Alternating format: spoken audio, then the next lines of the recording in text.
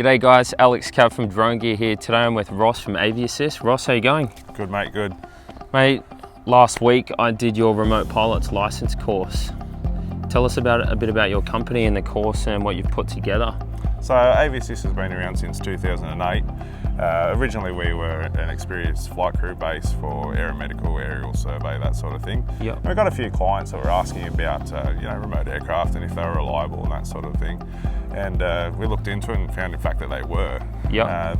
Then it was an investigation on how to get certified, and we found that it wasn't really straightforward. At that point, we had to do a private pilot's license theory exam, and then the flying on top of that. Yep. Which really gave you everything that you didn't need to know. Yeah. Not much that you did. Yeah, and it was expensive too. Yeah, absolutely. It was around 10 to 15 grand when I first started looking into it, with sort of hours and price. Oh yeah, doing the whole thing. Yes. Yeah. We only needed the theory component, so it was a little bit cheaper. Yeah. Actually, a few people went on to get their full license because of that. But yeah, you did fuel loads and that sort of thing, and as we know, irrelevant to drones. So. Absolutely. So guys, I've got my Remote Pilots license through AV-Assist. The course is extremely thorough. Now, radio operator certificate as well. Yeah, absolutely. It's an important part of the whole thing. In our opinion, it's mandatory. Yeah. It allows us to operate near airports, in restricted airspace, in controlled airspace. Yeah. And realistically, in Australia, because most of the country is sea and avoid, that's our tool to be able to let other airspace users know where we are. It was great because we went out and did a practical assessment and training with Will, who was great by the way, and we had the ground radio and we did radio calls, actual radio calls through to letting local air traffic know, UAV operations, operating not above 700 feet, all the protocol and the right words to say, which was really, really good to know. Yeah, did anyone speak back to you? No one spoke back to us, but just to let aircraft know, it was extremely, extremely good. So yeah, we've had times where we're training where there's been police operations or fire ant spraying in Queensland. We've actually had helicopters around to 50 feet near us. But the course itself, it operates Canvas. Yeah, so Canvas is the online platform that we've got. We spent a lot of time researching the best online platform for our stuff.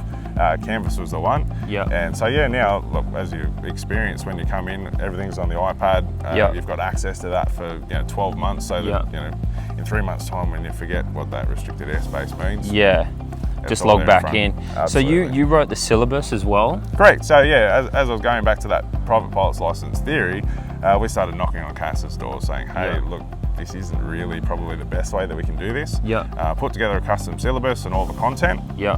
Put that forward to CASA for approval. So it was quite a long process at the beginning. Yeah, it didn't exist. But what we've got now, we're very, very proud of. Yeah. So let's just sort of cover everything in the course. With the Remote Pilots license here in Australia, you cover the radio operator certificate, the practical theory. Yeah, absolutely. And that's what I loved about this course through AV-Assist, was the practical assessment out in the field. Will, the instructor, actually got out there, put cones, set up scenarios. I'd have to do stuff that you usually wouldn't use, fly in reverse, fly in attitude mode. A lot of people out there with drones wouldn't even know what attitude or full manual mode is. And then you throw some wind into it. So you're not always gonna have GPS. So this course really sets you up for real life experiences. Yeah, that's right. If you do lose GPS and flying in wind, if your remote control gets turned off, what happens?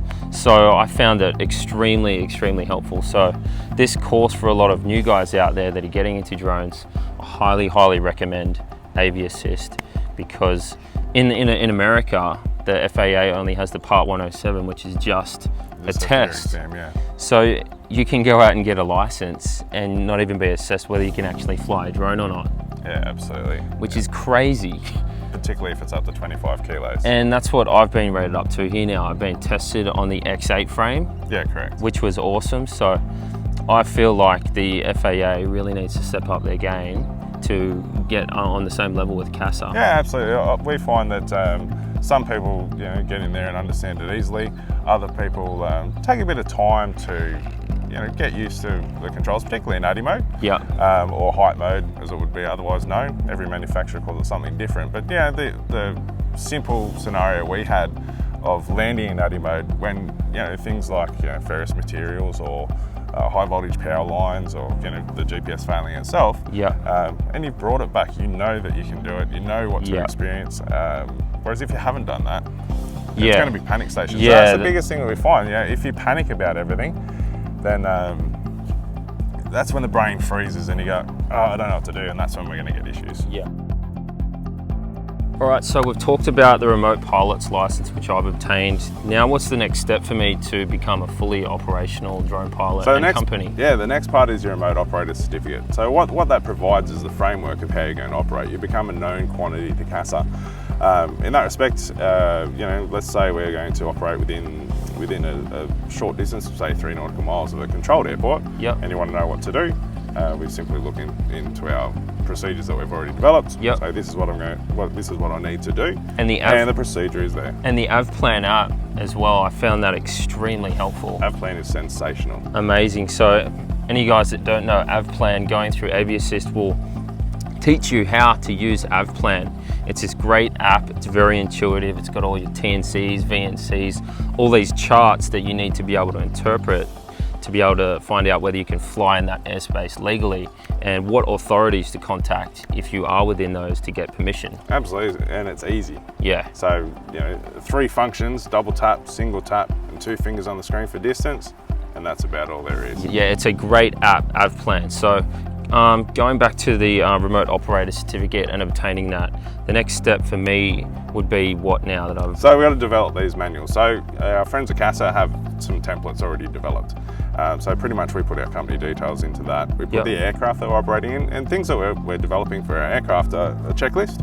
And humans are humans. We're all going to forget something somewhere. And so that checklist, not being a to-do list, but it's a checklist just to make sure that we've completed everything. You have maintenance schedules in there. So if you find that, say we had a motor failure every 100 hours, we go, well, let's put it in a process so that we'll replace those every 90.